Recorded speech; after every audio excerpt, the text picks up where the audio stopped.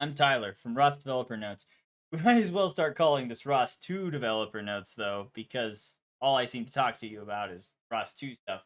I promise, this one applies to ROS1 and ROS2, but it's going to be more helpful for you if you're on ROS2 because the ROS1 stuff is well documented. This one is about pre-release testing.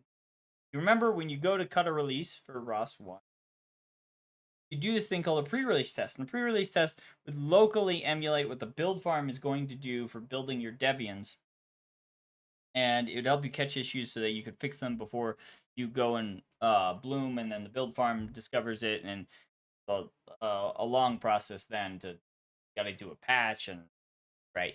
So this helps catch it. Remember this website pre-release.ros.org, and you go here and you on one of these three, and it'd walk you through some steps and give you commands to copy paste into your terminal, and it'd run the pre. One thing you don't see here is anything that says Foxy, Rolling, or Galactic. So you might assume, like we assumed for a long time, that pre-release testing doesn't exist for ROS2. And that if you want to do that, you have to like manually go through the steps of building Debians locally like it would on the build farm. And that's not something that everybody knows how to do, and it's kind of cumbersome. But I'm here to tell you pre-release testing exists for ROS2. And like a lot of things in ROS2, it's works really well. It's just there's no easy website that shows you how to do it. So I'm going to do that for you today. I'm going to show you how to do it. Anyway, um, we've looked at this many times. Industrial CI. Industrial CI has become one of our best friends over at the Move It when it comes to infrastructure. And they have a way of running the pre-release test through Industrial CI. And they knew, or we knew, that you could do it with ROS2, and they already had it all hooked up. And so when we discovered this, it was already working, and it's awesome. And we're doing this for ROS1 repos too now, because when you set up your pre-release test to run on your CI system, it has a bunch of benefits. Like the logs are in a super public place, so you can collaborate with somebody over fixing an issue. It means it doesn't tie up your machine for a couple hours to run. It's great. It's so here, I'm gonna show you an example. We're gonna go in geometric shapes. So if I go over the code in geometric shapes and workflows, pre-release. So cross planning geometric shapes. This is all you need basically. And here, see, we're doing it for a ROS1 repo, Poetic. Watch what happens when I change it to ROS2. All that changes, now doing it for Foxy, Galactic, and Rolling. It's otherwise the same file. That's awesome. It means that converting from ROS1 to ROS2 for pre-release testing was just like changing the version of ROS name. How easy is that? It's so cool. All right. So once you have this, the other thing I want to point out is this workflow dispatch. We're not running this on pull request. We run this when we manually kick it off.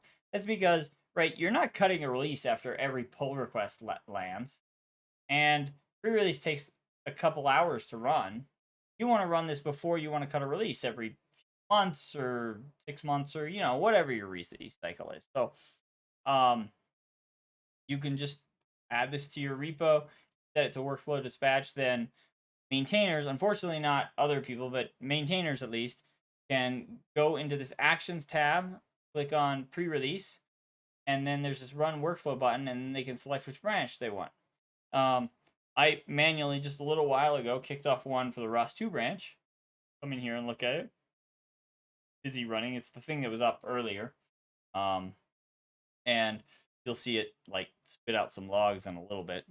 I'll just leave this up, and we'll go talk about other stuff. So, what if you want to run this locally, like you used to, copying and pasting from website? Well, it's almost that easy. You can run industrial CI locally.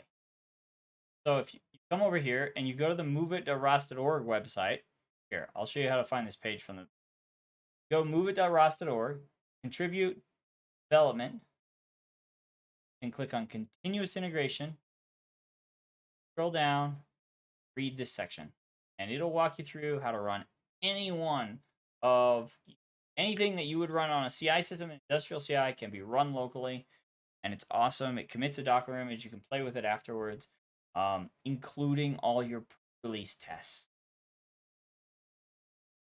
Click on this, the official documentation and CI on how to do it, and then come back, and I have a few more notes here for you to help you walk through it. But basically, that's it, right? Here we can see rolling already passed. It took 7 minutes in this case. I guess pre-release for geometric shapes isn't bad. Pretty used to it for Move It, where it's like hours. But your small packages, maybe you would want to add this to your CI system. I don't know. But that's how you do it. That you get pre-release testing on ROS2, and you can run it locally. Run it in CI. More can you ask for? Anyway, if this video has raised your ROS IQ, let me know. You can like, share, subscribe, leave a comment, and I'm happy to respond to you here. Or come find me on Discord. I'm always in the Move It Discord. You can ping me there, and I'll respond. Question. I'm happy to help you get this set up.